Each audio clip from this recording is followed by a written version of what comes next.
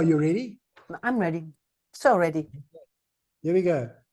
So now that we know how hypnosis works, the next thing is, how do you know that hypnosis can work for you?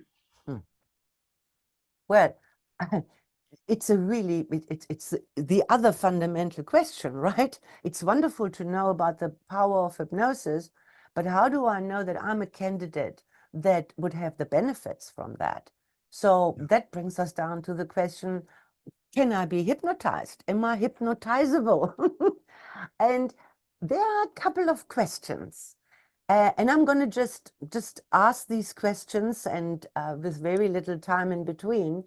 And if you say or intend of lean to saying yes to most of these questions, then you probably have what it takes to be hypnotized, because you can say about 95% of the population are hypnotizable. You could also explain it in that way. If you have a little concentration span, and if you work with somebody, with a hypnosis practitioner, obviously you need to be able to hear what they say to you. But those are the two prerequisites, other than your willingness. That's very important, other than am I hypnotizable? Because you need to be willing to go into this process. You need to be willing to make that change in your life. You need to be willing to work with this person. That's why it's so important, if you really want to work with a practitioner, to choose somebody that kind of resonates with you.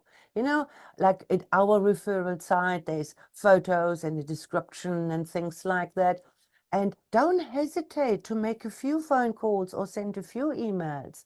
And just really be picky, because you want to be with a person there where you resonate right from the start. So let's see whether you are hypnotizable.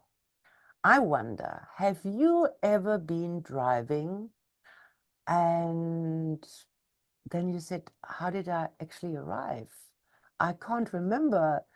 Was the robot red, or what was the traffic like? You know, when I ask that, when we're in a group, people always say, of course I remember that. You know, it happened to me that we call it a driving trance, because it's so automated with many people that it happens sometimes other things take over and the driving becomes automatic. And another good question is, or to check whether you're hypnotizable, when you watch a really good movie or you read a really good book, do you get drawn into it? Do you get, if it's a scary movie, do you get a little bit frightened? Or if it's a very romantic movie, do your emotions come up? Or if it's a sad movie, do your tears dwell up? That's a good sign that your subconscious mind is really ready to support you and to be there with you, right? Do you play computer games? Do you get really drawn into that? Is another way. For example, another one would be, that's also true for most people. Does it happen to you sometimes that you just tune out? You sit here, but you're not here. You know, that's another proof in a way that you have another world in which you can disappear into, although that your body is still sitting in the chair, in the meeting, or wherever you find yourself. Let me see, what other good ones do we have here? Do you daydream? Yeah. Can you get lost in daydreams? And I think that's also true for most of us. Or your desires, that unfulfilled desires that you might have, they're almost hurt because they haven't been fulfilled yet. You know, that's the power of your subconscious mind that comes up there. What do we else have we here? You get absorbed. We've got when you meditate or you pray, that can very, very easily be a form of connecting with your subconscious mind. Absolutely. And then let's do a very quick test. A very quick test for you, for those of you who want to do that. just imagine, just earlier on, I hope at least, this morning, you might have been in your bathroom, and in your morning routine, you probably brushed your teeth. And just for a moment, stop and focus on that process of looking for your toothpaste and opening it up and squeezing the amount of toothpaste onto your brush, or however you use the toothpaste, and then it enters your mouth.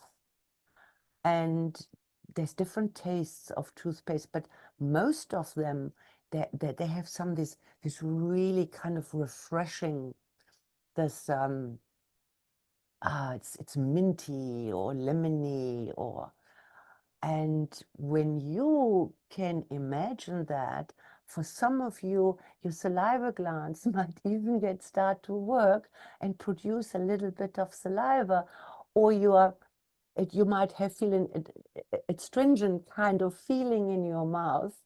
And if that happens with you right now, you're definitely a good candidate that can be hypnotized. Right. So how do I know that it can work for you? Well, if you answered to some of these questions, yes, then it's a good chance that you are amongst the 95% of the population that can be hypnotized. And now it is just really up to you. Are you willing to engage in this process, to learn it for yourself, or to engage with a practitioner and be guided by them to achieve that what you want to achieve? And I don't really know what else to say, because the misconceptions that people have about hypnosis, I know you're going to cover them a little bit later, because that's actually the only thing that holds some people back from embracing this amazing modality, because they heard things and they fear certain things or whatever. But Arno is going to clarify that a little bit later, that is absolutely nothing to worry about. Yeah, Arno, now I'll put that back to you. Did I answer that sufficiently? Yes, absolutely. Spot on. 100 points. There isn't anything I want to add to that. That is just the way it is, you know. And the short answer is, like you say, 95%, just about everybody can experience the benefits of hypnosis. And as long as you're able to focus for a moment, if you can read something and be absorbed, or watch something, or listen to a conversation, you're a good candidate.